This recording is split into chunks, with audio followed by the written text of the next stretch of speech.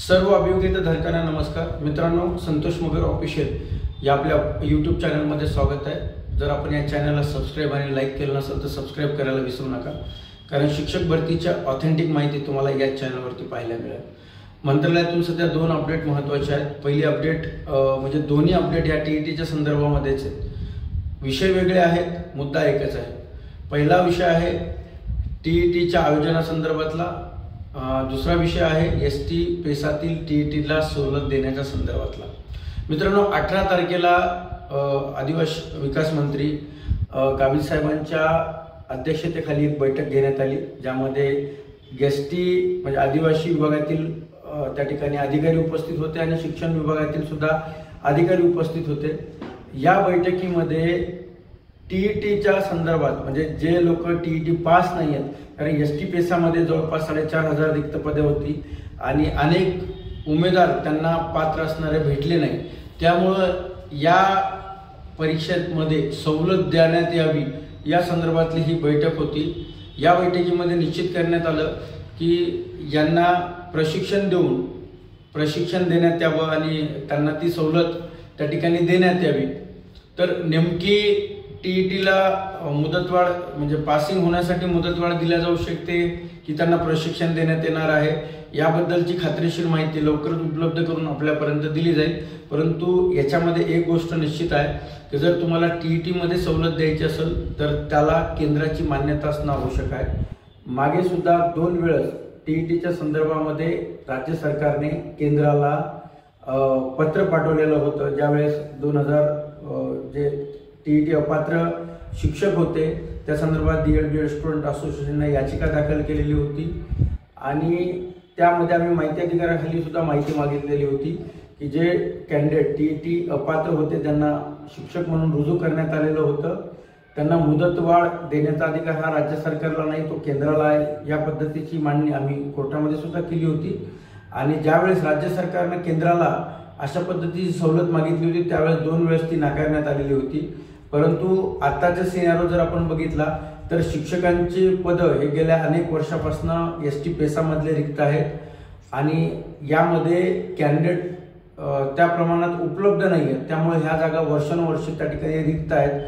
त्यामुळं जर राज्य सरकारनं या टीईटी मध्ये सवलत देण्यासंदर्भातली जर निर्णय घेतला तर तो निर्णयाला मान्यता घेण्यासाठी सर्वात पहिलं केंद्र सरकारकडे तो प्रस्ताव पाठवावा लागेल।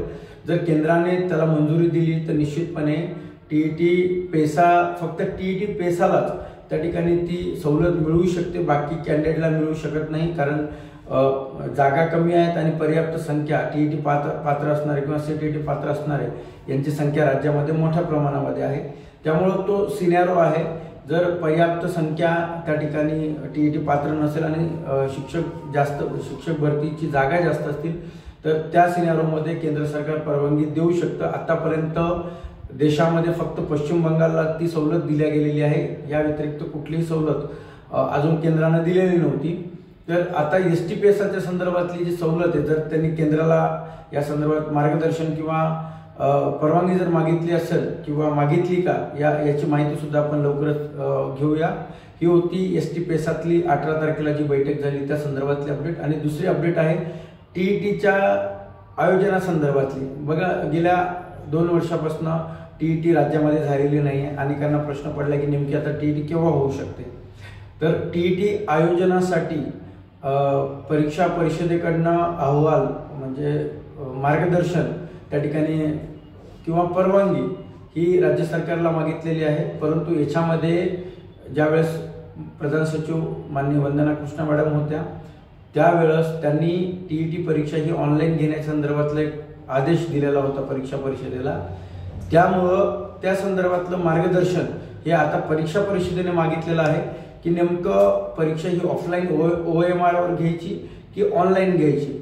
तर यामध्ये जर परीक्षा ऑनलाईन घ्यायची असेल तर राज्य सरकारने त्यांना ती मान्यता दिली गेली पाहिजे, अशा पद्धतीचं त्यांनी ते मार्गदर्शन मागवलेलं आहे। तर निश्चितपणे मित्रांनो, येणारी जी परीक्षा आहे टीईटी ही परीक्षा आता ऑनलाईन होण्याची 100% चान्सेस आहेत आणि त्या संदर्भातला आदेश हा राज्य सरकारकडनं परीक्षा परिषदेला केव्हाही जाऊ शकतो। म्हणजे या महिन्यामध्ये पुढच्या महिन्यापर्यंत तो आदेश त्यांना मिळू शकतो आणि 2-3 महिन्यामध्ये साधारणतः 2024च्या पहिल्या मंथमध्ये किंवा दुसऱ्या मंथमध्ये TETचं परीक्षेचं आयोजन त्या ठिकाणी केल्या जाऊ शकतं। परंतु होणारी परीक्षा ही आता OMRवर नसेल किंवा ऑफलाईन नसेल, तर ती परीक्षा ही ऑनलाईन पद्धतीनं त्या ठिकाणी घेतली जाणार असल्याची माहिती आपल्याला कळते। ह्या होत्या 2 महत्त्वाच्या अपडेट्स। मित्रांनो, शिक्षक भरतीबद्दलच्या रोस्टरबद्दलच्या आणि बाकीचे जे काही विषय आहेत त्या संदर्भामध्ये उद्या दिनांक 22 तारखेला 9 वाजता मी आपल्या फेसबुक लाईव्ह येऊन बाकीचे जे प्रश्न आहेत ते प्रश्न घेऊन मार्गदर्शन करणार आहे।